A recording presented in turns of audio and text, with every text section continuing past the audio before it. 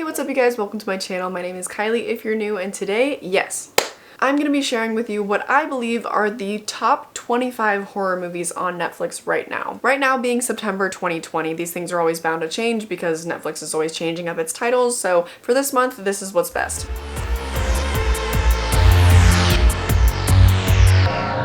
I was gonna do my collection update today, but my movies from Depop still haven't come, unfortunately, and so that will be for next Friday, hopefully. By the way, these aren't in any particular order. It's not from like best to worst or worst to best. It's just 25 really good movies on Netflix right now. And then at the end of this video, I'm definitely gonna be giving you guys the movies that I am intending on watching on Netflix right now, and also please feel free to tell me what movies you think that I should watch on Netflix and that perhaps you want me to review in the future. Number 1 is Dark Skies. So this is like one of my favorite alien movies of all time, and I am gonna make a list of my favorite alien movies at some point, but that's just for another day. But this is an immaculate alien movie. If you have never seen it, I think it's so underrated. Like, nobody really talks about it in horror circles, but it's so worth watching. I think you guys will like it. Number 2 is The Silence of the Lambs. Now, some people say this isn't horror, but listen, it's about a cannibalistic serial killer and then Buffalo Bill. So like, it's horror. And also Hannibal and Red Dragon are on Netflix as well, so you can watch the entire trilogy, which is great because I think that they just recently put Red Dragon on there. I don't remember ever seeing it on there before. So that was actually 3 movies, but those other 2 don't count in 25. So my third one on this list is Poltergeist, obviously, one of the classics from the 80s. I think that, oh my gosh, it's just held up so well to this day, the practical and special effects and stuff. Some of the CGI stuff looks goofy, obviously, whatever, but like, it's not that bad, honestly. Like some other movies from the 80s,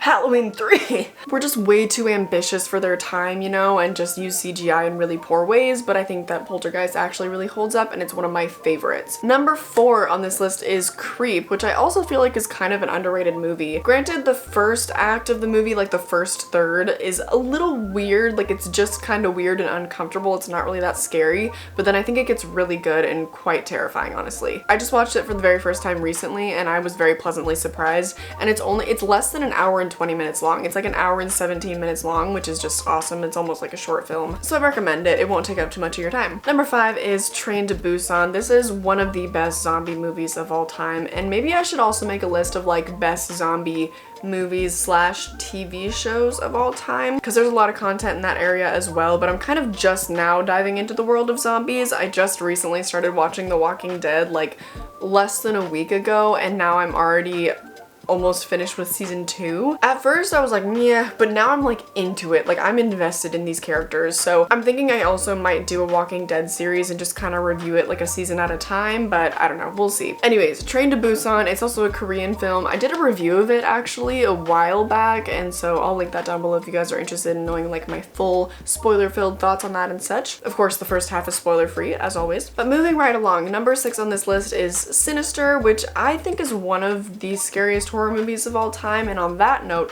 I'm sorry, I keep going on so many tangents, but on that note, in the near future, hopefully within like the next 2 months or so, I want to make a list of the most disturbing movies that I've ever seen. So please, if you guys have any recommendations, drop those down below. I'm not gonna watch a Serbian film. I'm not gonna watch Cannibal Holocaust. I'm not gonna watch movies that are just made for shock value. Like the Human Centipede is also included in that. So just keep that in mind, and like if you've been on my channel for a while, please keep my tastes in mind with your recommendations, because there's just some things regarding body horror and stuff that I just can't do it. But absolutely leave your recommendations down below, please. Number 7 on this list is Insidious. I don't think that they have any of the sequels on Netflix, which is a bummer, but the first one is one of the best ones in the franchise, and the Insidious franchise was kind of my introduction to modern horror and one of the main reasons why I love horror so much now. Like, I always loved horror content and stuff when I was a kid and read Goosebumps and stuff, but then like as I was becoming a teen and whatever, that's when the Insidious movies were coming out, and so it just was such a good gateway into the horror community for me. Anyways, moving right along, number 8 on this list is The Boy. Now this movie gets hate because it's not really that scary, honestly. I mean, well, okay, when I saw it in theaters, it was horrifying to me. Like, I was terrified about this movie, and in concept, some of the stuff that happens is just horrifying, and there is a really good plot twist, and I just love plot twists. If you know me, you know I love plot twists. So I just think it's really well written, and it's also really well acted, and it's just an enjoyable movie overall. And aesthetically, like the setting of the castle and stuff is great. Moving right along. Number 9 is The Autopsy of Jane Doe. This movie isn't necessarily underrated because like most people do like it, but people don't really talk about it that much, and I loved it. It was a really unique movie, like finally something that wasn't a sequel or a remake or something, and it was actually effective, and it was really quite scary. And also the fact that it wasn't just a prop on the table, it wasn't just like a fake dead body, it was literally an actress on the table for the whole movie. That added so much to the movie. Anyways, she's very talented. The whole thing is quite insane, but it's a really good movie. I think that you guys will like it. It's also very, very effective in how frightening it is. I think that the scares are really good and the horror elements are really good, so there's that. Up next, number 10 is The Babysitter. Is this movie ridiculous? Yes. But is it entertaining? Oh my god, yes. I love dark comedies so much, and I love Samara Weaving so much. Ready or Not is one of my favorite horror films of all time now, and she just does such an amazing job at mixing comedy with horror. And so I always enjoy her performances. I'm just a really big fan of her, and she does a great job in that movie, so I recommend checking it out. Number 11 is Gerald's Game, which is a Stephen King adaptation. This movie actually scared me so much the first time that I had to turn it off, which might just be like my own personal thing because there's a really, I don't want to give any spoilers, there's a really gross moment where I just got really squeamish and I had to turn it off. Like I literally couldn't deal, I couldn't handle watching the rest of the movie. But then I eventually did, and like the twists and turns and the psychological stuff that happens in this movie is like mind-altering. Very good, highly recommend. Number 12 on this list is Eli, and this one is a strange one. I don't really know how to describe this movie. Like, I thought it was effective. There was a lot about the movie that scared me, but there was also a lot about the movie that was dumb and like not really well written. But then the twist at the end is very interesting. Like, it's pretty ludicrous. Like, the movie is not great, but I think it's worth watching just because like it's just interesting, and I think it'll keep you engaged. So I just recommend watching it to formulate your own opinion. You might really like it. Number 13 on this list is Apostle. This movie is really, really, really weird. Now, again, is it a great movie? I don't know. It's well made, but it's not very well paced, so like it can be a little bit boring at times, but then in the moments where it gets really horrifying, it's like so disturbing. So if you're looking to be really uncomfortable and to be scared, definitely try out Apostle. I will say it is a little bit too long, honestly, for what it is, but for where the movie progresses and how it ends up, I just think like the final act of the movie and how horrifying everything becomes, I feel like it's worth it. I don't think it's gonna become your favorite movie, but I think if you want to be scared and you want to see something fresh and different, definitely try it out. Number 14 on this list is The Witch, and kind of a similar review for The Witch. These movies had very similar elements. They're both period pieces. They're both a little bit slow at times, but then when they get horrifying, they're very horrifying, you know? The Witch is also extremely well written though. Like the dialogue was drawn from the period that it takes place, and so it's very realistic. It definitely transports you. And this is a Robert Eggers film. If you've seen The Lighthouse, but you haven't seen this one's definitely better than The Lighthouse, I would say, but still very weird, uncomfortable vibes, very gray tones throughout the entire movie. Just, it's a hard one to consume, but like if you have the patience for it, I think you'll like it. Because a lot of people are saying it's one of their new favorite horror movies of all time. It's not personally one of my favorites, but I think it's definitely worth watching, and it's artistically very well done. Number 15 on this list is Hush. Now, this is a home invasion movie, and I typically don't really watch those because I already have like an irrational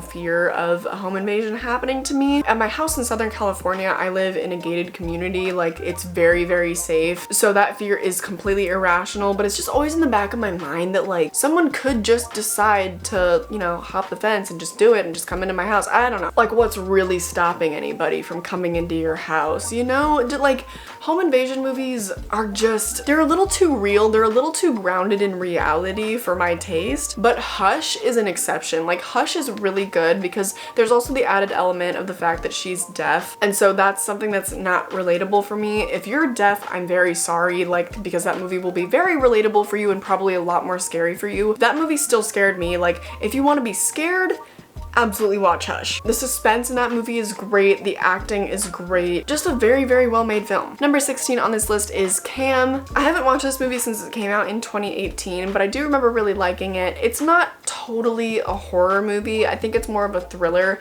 but if you're a horror fan, I think you'll like it. I just really like the fact that it didn't demonize sex workers at all. Like, it actually made them look like dynamic, real people with real issues, and like they were all fully fleshed out characters, and I really appreciated that because they weren't just on screen to be gawked at, they weren't hypersexualized. Like, there were some scenes of them doing their work and stuff, but it wasn't anything gratuitous. I felt like it was all really tastefully done. So I really liked Cam. I think that you guys will like it too. Number 17 on this list is The Perfection.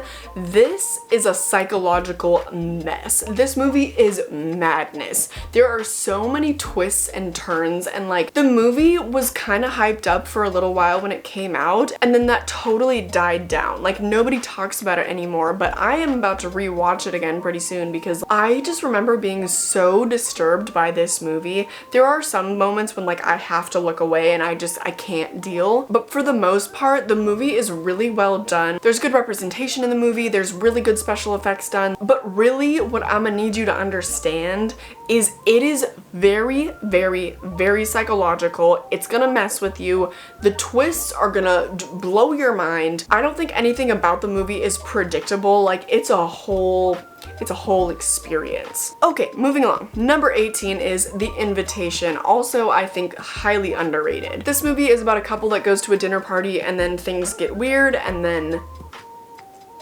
I won't spoil it. I said I won't. So this movie is more of a slow burn. You might not consider it to be a horror movie because it does take quite a while for things to like escalate, but when they do, you're gonna want to stick around, okay? Because the happenings of this movie are gonna blow your mind. Because it's like predictable, but then in the same sense, it's not, because it like, the movie meanders.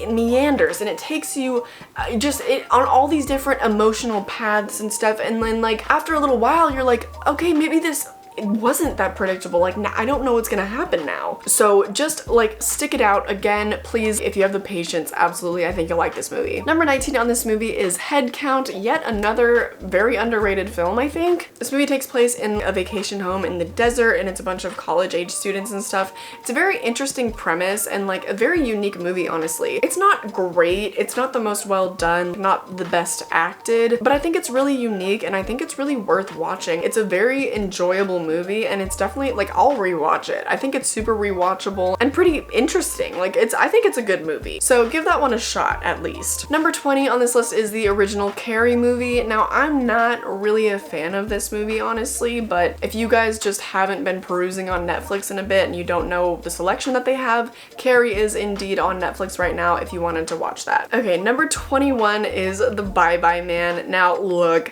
I know it's not a good movie, okay? I know there's so many plot holes, inconsistencies, just dumb things about this movie, but for whatever reason, I really like it. Like, it's just one of those movies, you just throw it on when you're with your friends and you're like drinking or whatever, and you can all just laugh at the dumb stuff that happens. That's why I like this movie so much, is because it's just really rewatchable because it's kind of funny without trying to be. So if you're in the mood for more of like just a cheesy, easy watch, I recommend The Bye Bye Man. Number 22 is House at the End of the Street. This one stars Jennifer Lawrence, and again, a psychological movie. Maybe more of a thriller, but definitely, feeds on a lot of my worst fears. I'm not gonna say what exactly it is because that would spoil part of the movie, which is a big plot twist. It's a whole thing in the movie. So, huge fan of plot twists. There's a really good plot twist in this movie. I think that you guys will like it, especially if you're a fan more of thriller type of vibes. So definitely give that one a chance before they take it off. Wait, did I put a possible on here?